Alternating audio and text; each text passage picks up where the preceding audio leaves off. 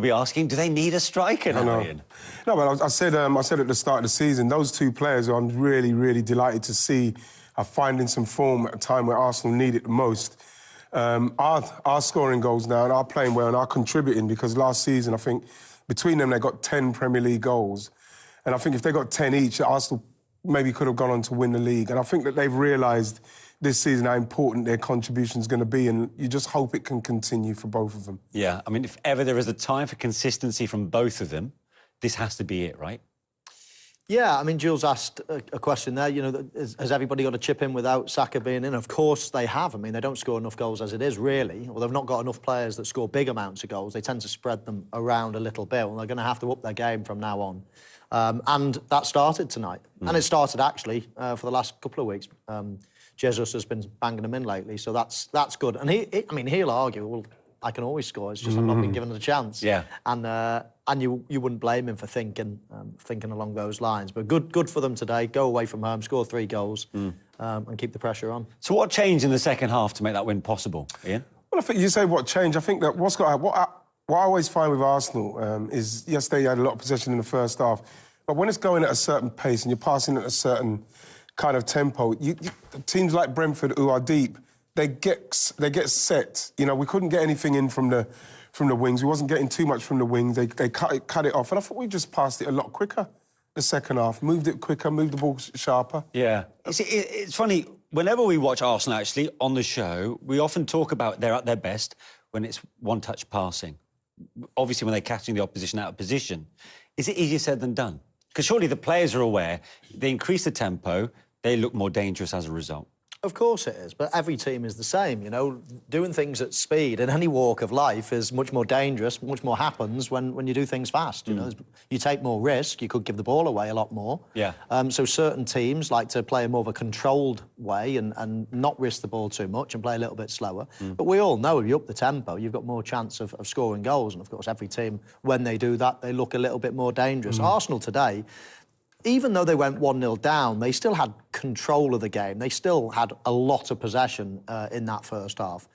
And obviously getting back on level terms before half-time was absolutely key. You don't want to be going in at the interval down. And then once they had that momentum again, then you always fancied them to come out and nick it in the second half. I think what happens as well, I think with Brentford's goal is typical as when you're not moving, when you're not making good movement for the person on the ball. And when I say passing it quicker, a lot of things have to happen in respect to parking it quicker. You have to have people making movement. You have to have movement either towards you, beyond you, so that you can pass it quick and then you can keep the ball moving. And I think that it didn't happen a lot in the first half, and in the second half, they just quickened it up a bit. So 2 goals very soon into the second half. Put paid to the contest, really, in Arsenal's favour. Let's have a look at the first of them. Unsurprisingly, from a set piece, Ian. Yeah, it was a good ball in. You know, I think the goalkeeper was poor today. He made a couple of big mistakes, and I think this is another one. They know what's going to happen with Arsenal. They're going to put the ball in high, in and around him. There's a lot of bodies around him, but he's totally missed that. He's totally missed that. We know how much protection they get, so if he gets himself in a situation where he can get a hand on it, he probably gets a foul, but he's totally missed it. And Arsenal, with the amount of bodies that are in there, they've really taken advantage of that, and that's brilliant from Arsenal's point of view. Well, I suppose that's part of the reason why they do that, isn't it? It's the chaos it causes in the box. Yeah, and then most of the time now they're in swinging corners and they land it right on the goalkeeper. You saw there Saliba just putting the goalkeeper off. Enough not to be given a foul, but certainly enough as well to stop him coming and punching that first one, and then the second one he just doesn't get enough on it. And they keep the pressure on. They've got big numbers. Look at all those bodies in the box. But they knock that ball right on the money every single time, whether it's Saka previous to getting injured. Declan Rice is a very good corner taker. Whoever stands on that ball, they tend to knock it in a really dangerous place. Yeah, Nwaneri playing his part there. Yeah. And I suppose, you know, that's where he fits that profile of Saka, with that left foot and playing on the right. Well, what we've seen with him is his technical abilities, great pace. And again, one of the most difficult things to do, something I probably wouldn't be able to do, is take the corners and put them in a place. Tell us more about it. I mean, that is a particular skill set, isn't it? It is. I remember one time, I remember saying to Arsene Wenger, can I take the corners? He said, no, you can't take them. Because to put it in to an area where you know that so much is riding on you hitting the area, which I didn't realise at the time. I thought I would have been able to do it. Yeah. I tried a couple in court and I couldn't do it. Is such a difficult skill. So when you've got players, especially away from home, you know, people baying, trying to put you off from putting in a good ball, and you still put the ball in an area where you're going to cause. But that's perfect. Yeah. You know what I mean? I couldn't do that. Were you any good at them, Michael? Nope. Nor would I want to be. I want to be in the box tapping from a You're going to be on the end of them. Yeah, that's where I want to be where Marino is. Isn't it incredible, though, you think that? But I mean, Gareth Southgate with England used to put... Harry Kane used to take them for a period of time. You think he's our best player, he's 6'4". Was it with I'm sure that was a Gary Neville. Ian, in the matter of just 55 seconds, David Raya, against his former side, let's not forget, inches away from gifting Brentford a second before things changed. Yeah, this is, for me, obviously a little bit of lack of concentration from David Raya here, but does brilliantly to recover. You know, it's a great angle. This is a much better angle of it. When you watch him, you can see the desperation on him. You watch him here, look. You just needed him to smile at camera. Yeah, that would be good. But like, you can see how close it was, and that would have been... That'd have been disastrous, especially when you're looking at Arsenal dominating. We know that Brentford are very dangerous, but then not even a minute later, you're going up the other end, and Brentford themselves be very, very disappointed with the way they defended this. On a couple of occasions, they maybe could have got this out of danger, but they didn't. Then comes the party who hits the shot. Goalkeeper, for me, when we watch it from the other angle, he's surely got to parry that further to the left. But, you know, again, you know, Jesus, this is what you want from him, following these things up. Yeah. You know? I mean, as centre-forwards, we look at that and we like it. I mean, that's Absolutely. A centre-forwards goal. You're right, Flecken should be palming this as the best angle, probably palming it wide away from danger as opposed to back in the danger zone. But this is what centre-forwards are, they're optimists. You know, you see as the shot's coming in, there's only one person that's following in the goalkeeper. It's neither of the two defenders, it's the optimistic striker. And you've got to be like that to be able to score goals, and he was, and continues his good reign of form. A word on Jesus, that's 6 goals from his last 11 shots. His previous 6 goals came from 83. Yeah. I mean, that's quite some contrast. But that's how it can happen for you as a striker as well. When you're off form, you know what I mean, you're not being picked in the team, you know, things don't happen for you, then you come into the team, you're not confident. But now, you know, you can see what's happening. He's got the 6 goals in, I don't know how many shots you're saying. 11, 11 shots, and it's because he's in the team, he's scored some goals, and he's got the feeling for it, he's got the vibe for it now. Like, he probably wouldn't have scored a goal like that with the 6 in 83, because he's not feeling it. You know, he's not in the moment, he's not feeling the confidence of doing it. Now, this is why he should be playing, because he's in the vein of form where Arsenal need him to score. Yeah, guys, congratulations on the win, on turning this game around. I want to know what the message was from Mikel Arteta at half-time, because it was such an electric start to that second half. Yeah, I think the team did great today, you know, to come here and they played the way we played. It's amazing, you know, not just because of the result. Of course, the most important thing is the 3 points, and we did it. But the most important thing, I think, was the way we react, you know, to come back here against a tough opponent is always difficult, and we did it. What a hit from you, Gabriel, as well. How important was the timing of your goal? Because it came just a couple of minutes after you went in front, just to give you that cushion of a lead. Yeah, I mean, I'm always expecting the ball there to appear to me to score, so I was a bit lucky in that moment. The ball was just in front of me. I just controlled and tried to put it in, and yeah, really happy with the performance. And we saw your celebration. You had an Arsenal scarf around your neck. Does that just show how important every single win feels in this title race to these Arsenal fans? Yeah, I mean, the support that they give us is amazing. We just want to say thank you for them to come here and support us the way that they did, and yeah, we are really happy with the results. Gabriel, 6 goals in 4 games for you. That's as many as you scored in your previous 48 Arsenal games. What's been the key to this turnaround in form? I think keep working, you know. Everyone at the club can tell you guys how I work every day, you know. Not just me, everyone.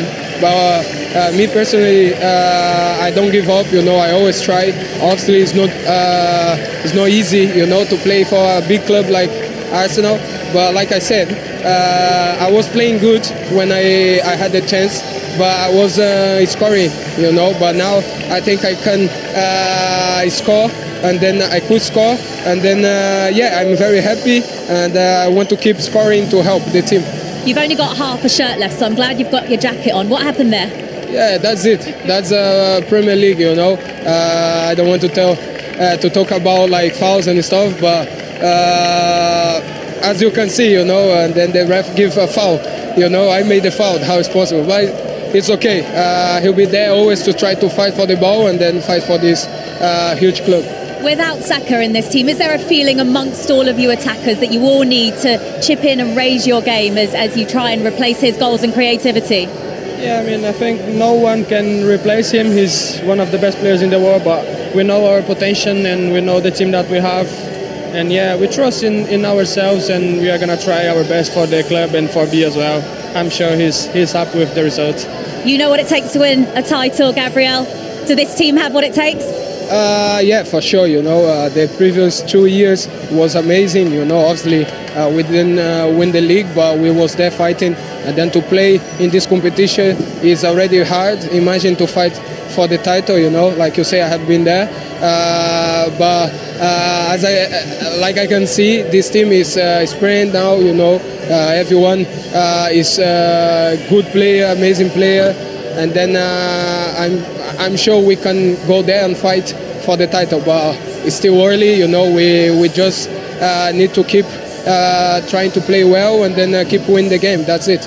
Well done, both of you. Congratulations on the victory to start the new year, and you are today's man of the match. Well done. Thank you so much. To win in 4 in the Premier League, Brentford, though. Is it concerning that the last 2 home defeats, though, against Forest and Arsenal, Karen? Well, no, look at where Forest and Arsenal are in the Premier League. I thought they had a 15-20-minute period, Brentford, where they looked strong, but I thought Arsenal was superb. I mentioned earlier it was a mature performance. What Arsenal did really well was quiet the crowd. It was really quiet here, and we mentioned before the game that they got 22 points here, you know, Brentford. So this was a bit of a fortress. So it was difficult for them, but I thought tonight they got outclassed and physically dominated, and the best team won. And Martin, you were adamant they had to step it up in the second half, which they did. Got those 2 goals in 3 minutes, and the first second half goal from yet another set piece, number 11 for the season. Yeah, you wonder, don't you, where it's in the mind of the opponent now, you know, and everybody, you know, it looked very tetchy when the ball went in the box, a good ball in, and it was mayhem all of a sudden, panic. It didn't really clear the ball. Moreno gets on the end of it. Initially it's aimed for him. He just spins on it. Keeper doesn't do particularly well with it. And then this guy's quickly picked up the theme. Brand new, really, at the club. But it doesn't matter. He knows that he's got that physical presence, and when it lands, he can't really miss from there. But they don't clear the ball. And, you know, it's the quality that Arsenal keep on producing. This time, Waneri putting the ball in, no Saka, but it's another young man who's got that quality. And then it's the same outcome. Another goal. That's 11 now from set pace. Yeah, such a weapon in their arsenal, shall we say? Yeah, exactly. And you mentioned it there when Aries on the corners. Bukayo usually takes those in swinging corners, and corners are all about the delivery. If the delivery's not right, it caused chaos. And first and second phase, Arsenal was straight onto it. But no, keep going on about him. But I love young wingers and energy, and he was just brilliant tonight. But the delivery was spot on. Yeah, very much involved. We'll talk more about Waneri, I'm sure, before we go. But the third goal then came from Martinelli, and how much did he need it? Yeah, because people ask questions. It was interesting, both the guys who were interviewed at the end of the game, Jesus and Martinelli, they had to answer a few questions tonight, and they need to score goals. And we talked about enjoying the goal, taking your time on the finish. And this one is one of those where it comes to him, and I think he's got a bit of a while to think about this. But look, he's in no rush, great technique. He doesn't take the leather off it. He doesn't really smash it. He just gets to make sure it's on target, keeps his head down, good technique, and he's buried it. And I think that's a really important goal for him. The floodgates may open for him now. He needs to score more goals. He needs to keep answering those questions, as does Jesus. No Havertz in the group tonight, so it's really important that they stood up. It's a good response to any questions about whether he can step up with Saka not being in the side at the moment. Do you think he can get better? I mean, I've said Arsenal need to go and get another left winger, and a lot of people might say that's pretty harsh on Martinelli, but he might be 23, but he's also played 145 times in the Premier League. So for me now, this is your time. You've got to step up, and particularly with Saka out. And tonight he has. But you have to keep doing that. I mentioned every game now, with those games that he's played, and he's experienced. I know he's only 23, but he's experienced. He has to be the guy that creates a goal, score a goal. And he's done that today. He's got to keep doing that. And if he doesn't, I think Arsenal will have to say, look, we've got Saka on the right when he comes back fit. He's our star guy. We've got to have someone else on the other side that gives us the same output. Because we want to win the Premier League. Second, he's not good enough for us. It's so exactly as much as that's harsh from me saying that, but to get to that level, got to have more output, and he 100%. can, and he needs that push. And the manager wants that, doesn't he? That's the perfect answer tonight for the manager. And both those players do a lot of unforeseen work, but the cutting edge is scoring the goals at the vital moments. And they've done that tonight. Another game at the weekend, guys. You know, within a few more days, you're back there again. Another away game. Another away game. You don't live off that for long. If you want to be champions, you get back and you get on with the job. And I think their focus, that was the important thing, second half, came out of the box, flew out the block second half. Obviously, the manager was in their ear, you know, just stepped it up, the desire, the determination's all there, you know, but they're up against Liverpool. We know that they're an outstanding unit, as Man City once were. So, you know, just got to keep doing their job, keep winning their matches. And you've spoken about him already, but Ethan Nwaneri's first Premier League start tonight, Karen. How special do you think he is? It just makes me smile, because even this positivity, you know, okay, he's gone on the outside there, we know he's left-footed, but I love this. He's just brave, he's bold. Someone so young as well, jinxes it, drops a shoulder, nice tidy there, kept it tidy. Especially in your own half, you have to keep the ball. You can't give the ball away in your own half. This, when you cross the second half, second part of the pitch, go and do what you want. Be positive, be brave, take people on.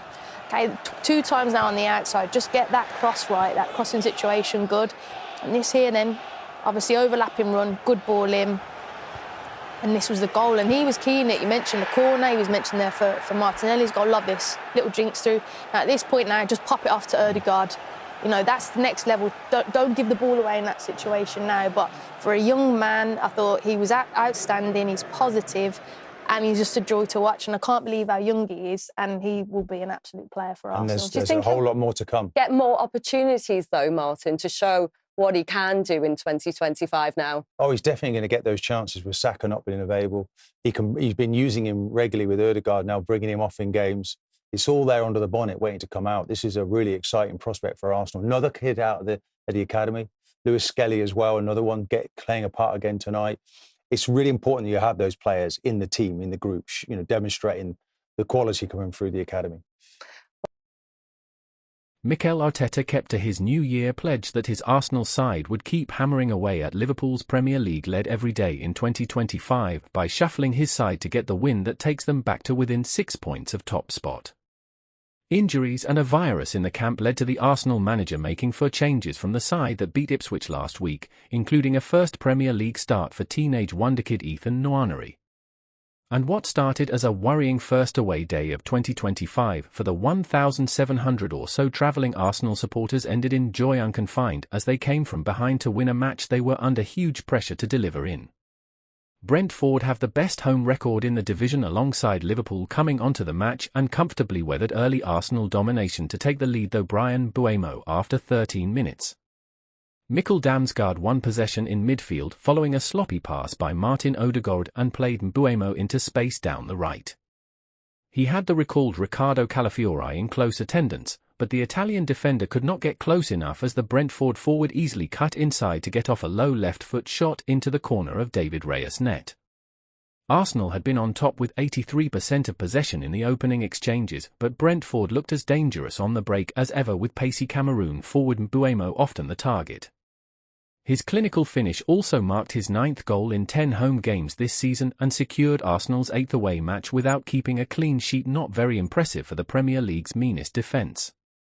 Arsenal, desperate for a win, looked worried. Right-back Jurrien Timber betrayed his frustration by picking up a booking for an over-the-top foul. He now misses Saturday's match at Brighton with a 1-match suspension. Brentford nearly doubled their lead when their uncharacteristically uncertain former keeper Raya, caught off guard for the Mbeumo goal, let a keen Lewis Potter shot through his hands and had to scramble back to scoop the ball off his goal line. Then, within a flash, Arsenal were level with 29 minutes on the clock. Thomas Partey cracked a stinging shot from distance and Brentford keeper Mark Flecken parried the ball down in front of him as Jesus threw himself at it to head in from close range. That's 6 in for festive fixtures for Jesus. his contribution felt more significant as Arsenal were without fellow forward Kai Havertz. The German scored the winner in both matches against Brentford last season. He was unavailable for the first time since joining from Chelsea in 2023 after being struck down by a bug going through the Arsenal camp. That, and Bukayo Saka's lengthy injury absence, made room for Nwaneri, 17, to make his first Premier League start on the same ground he became the top flight's youngest ever player as a substitute here 2 years ago. The young Londoner looked more than at home filling in for Saka on the right flank of Arsenal's three-man attack. In the first half alone he created 2 of his side's 9 chances and completed all 17 of his passes. If Arteta's gamble on the teenager pays off, it could prevent Arsenal from needing to sign a Saka substitute this month. And it was from Nwaneri's 50th and 53rd minute crosses that led to Arsenal taking the lead and quickly doubling down on it.